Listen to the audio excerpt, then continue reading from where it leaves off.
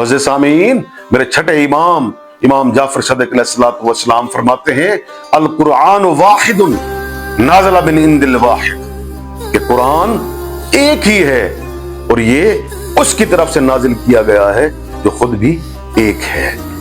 मेरे नौजवान दोस्तों, आहद यकता खुदा की तरफ से नाजिल करदा ये कुरान एक ही है। अगर कुरान के अंदर तहरीफ होती तो खुदा की कसम करबला से लेकर शाम तक नेजे की नोक पर कभी भी मेरे इमाम हुसैन अलैहिस्सलाम इस कुरान की तिलावत ना करते। हर मोड़ पर, हर चौक में आपने इसी कुरान से इस्तदलाल पेश किया है।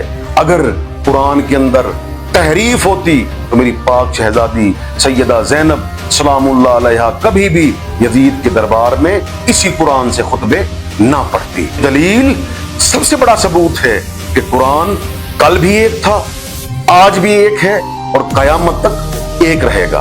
आखिर क्यों मौला अली अलैहिस्सलाम के जमा करदा कुरान पर यह एतराज उठाया गया कि आज के कुरान में और मौला अली अलैहिस्सलाम के जमा करदा कुरान में फर्क है? तो खुदा की कसम मेरे नौजवान दोस्तों, इसका जवाब तल्ख जरूर है, मगर हकीकत यह है कि कुछ मुर्रिखीन ने अपनी सियासत चमकाने के लिए, कुछ बादशाहों ने अपनी सियासत चमकाने के लिए, और कुछ ने मसल की बर्तरी हासिल करने के लिए, और कुछ लोगों ने जिहालत के इस नजरिए को जिहालत की वजह से प्रमोट किया।